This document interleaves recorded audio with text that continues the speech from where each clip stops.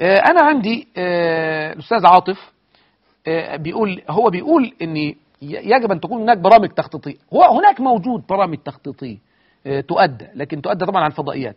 لكن أنا ما أدري حقيقة بالنسبة للتلفزيون المصري، أنا ما أدري في برامج ولا فيش، لكن أنا أعرف حقيقة، وأنا لي هناك يعني كثير من البرامج أنا أرد على كثير من الشبهات التي تعرض.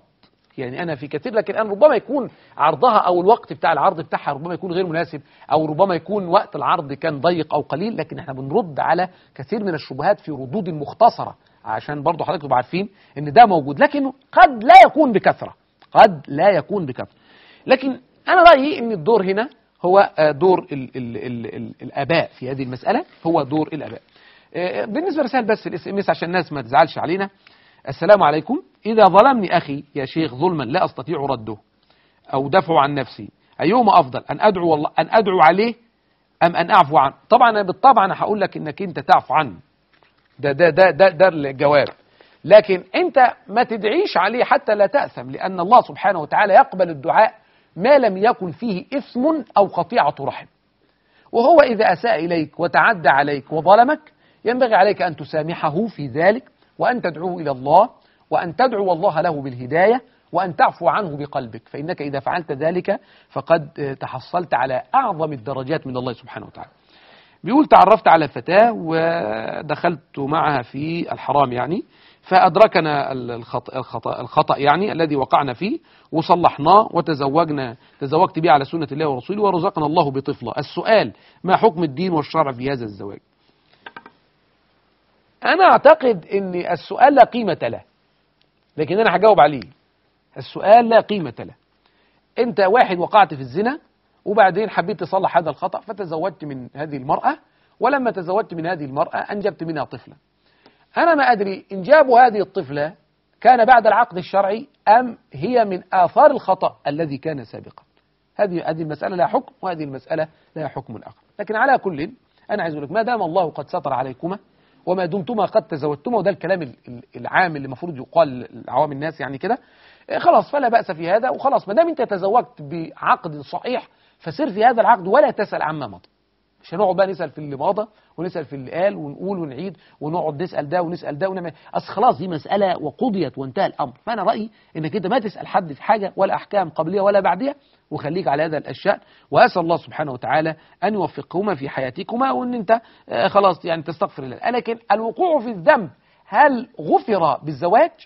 يعني أنت الوقوع في المعصية الزنا هل دي غفر بأنك أنت تزوجتها؟ لا، لم يغفر بالزواج، وإنما لا يغفر إلا بترك الزنا، إلا بالإقلاع عن المعصية يعني ديا، ولم يغفر إلا بكثرة الاستغفار والتوبة والرجوع والإنابة إلى الله سبحانه وتعالى.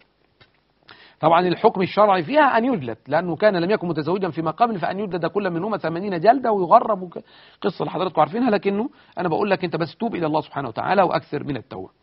أتوسل إليك يا شيخ. يا سيدي توسل إلى الله سبحانه وتعالى أن ترد علي الآن. حاضر. زوجي واحدة ستة بتقول سيكمل ثمن الشقة بقرض ربوي مع وجود البنك الإسلامي بحجة أن كل الناس هكذا، وأنا مخنوقة والوضع مفروض علي، ماذا أفعل؟ يعني أنت مخنوقة والوضع مفروض عليك الاثنين. أنا خليني أقول لك، طيب مع وجود بنك إسلامي، بنك إسلامي هيعمل لك إيه؟ هيعمل لك إيه البنك الإسلامي؟ هيديك قرض بفايدة. هتقولوا لي اصل البنك الاسلامي هيروح يشتري لنا الشقه وبعدين يمتلكها وبعدين يروح بيعها لنا بعد كده ببيع اخر. ما بيعملش كده البنك الاسلامي، بيعملش كده ابدا. هو بياخد ورق، بيعمل كده على ورق، انما التنفيذ الفعلي انك انت بتاخد فلوس وبتردها بفايده، عشان برضو بحضراتكم عارفين. يعني احنا عندنا حاجه اسمها اعتبار النيه في الالفاظ والاقوال، انما الاعمال بالنيات. والعلماء لما قالوا في الحديث بتاع انما الاعمال بالنيات وانما لكل امرئ ما نوى، قالوا في فايدة مجيء جملة وإنما لكل امرئ ما نوى بعد إنما الأعمال بالنيات، إنما أفادت اعتبار النية بمعنى إبطال الحيل.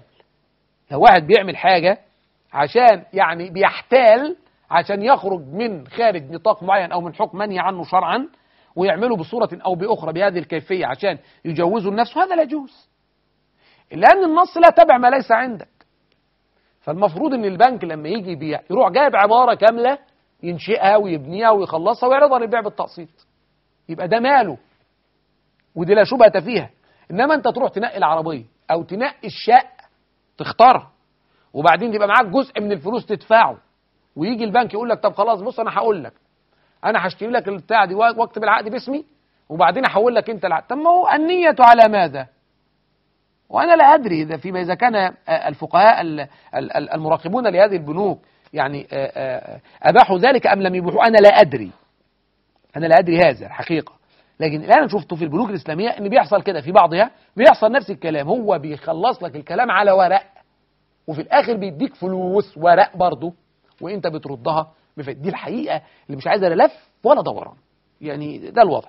فإذا أنت مضطر على هذا أو مفروض عليك الوضع، خلاص انت كأنك مضطر الى هذا الكلام. لكن انت بغض النظر عن البنوك الاسلاميه وما الى خلافه، اذا استطاع ان يشتري شقه بخالص مالي فهذا اولى. اذا كان معاه نص المبلغ يشتري شقه اقل شويه وربنا يبارك له فيها، ده رايي. الشحن على الهواء سلعه يجوز الربح فيها، سمعنا ذلك من شيوخنا الاجلاء. طب خلاص ده انت سمعت من المشايخ بيقولوا ان الشحن على الهواء جايز، خلاص بتسالني انا ليه؟ عشان اقول لك يعني لا يجوز؟ لا مش هقدر اقول انا همشي ورا المشايخ، بس هو ده كأنه عقد على شراء شيء، كأنه عقد على شراء شيء. أخي راضع من خالتي وأنا أريد ابن خالتي، أنا لم أرضع منها أريد الحكم. طبعا بصوا أسئلة الرضاع لازم نقولها كالآتي. هقول مثلا محمد يريد أن يتزوج من مثلا عائشة، محمد يريد أن يتزوج من عائشة، محمد لم يرضع من أم عائشة، عائشة لم ترضع من أم محمد، يجوز لهم أن يتزوجا؟ نعم يجوز لهم أن يتزوجا. أخو محمد بقى رضع من أم عائشة، أخت عائشة رضعت من أم محمد، ما لناش علاقة بالقصة دي. إحنا لنا الشخصين اللي هيتجوزوا إن الاثنين لم يكونا قد اجتمعا على ثدي امرأة واحدة، وحتى لو لم تكن أم أي منهما. يعني ممكن يكونوا الاثنين ولاد عم والاثنين رضعوا من جارتهم برضه من ثدي واحد، برضه لا يجوز. خلي بالكم بقى من المسألة دي. فإذا أنت لم يحدث أن رضعت من أمه وهو لم يرضع من أمك، جاز لكما أن تتزوجا. والحديث طبعا وارد، يحرم من النسب، يحرم من الرضاع ما يحرم من النسب. إذا واحد رضع من ثدي امرأة فأصبحت هذه أمه، وأصبحت كل أبنائها إخوة له وكل بناتها أخوة له، عشان نبقى عارفين القصة دي. السلام عليكم. أم تمنع بنتها من أن تصوم الاثنين والخميس، هل تأثم الأم؟ طيب احنا نشوف هي ليه بتمنع بنتها من الاثنين والخميس، بالراحه كده نكلمها بس في فضل صيام الاثنين والخميس، ويمكن هي شايفاكي يعني شويه داخله قوي في المساله بشده او بحاجه، فحاولت ان هي يعني تثني عنك شيئا. اذا منعاكي من الاثنين والخميس صومي الخميس وبلاش الاثنين، مره تصومي الخميس ومره تصومي الاثنين، لانها سنه عن النبي صلى الله عليه وسلم. وطبعا جزاك الله خير انك تحافظي على هذا، لكن انا مش عايز اقول لك ان امك تأثم على هذا، لأن برضو من البر، والبر فرض والصيام الاثنين والخميس سنة، فينبغي أن نحافظ على الفرض مسبقا على السنة. احنا هنطلع بفاصل قصير ونعود إلى حضراتكم حتى ألقاكم بعد الفاصل. استودعكم الله. نور العلم والإيمان وأسرار من القرآن، بنور العلم والإيمان وأسرار من القرآن، ومن مشكاة سنتنا بيان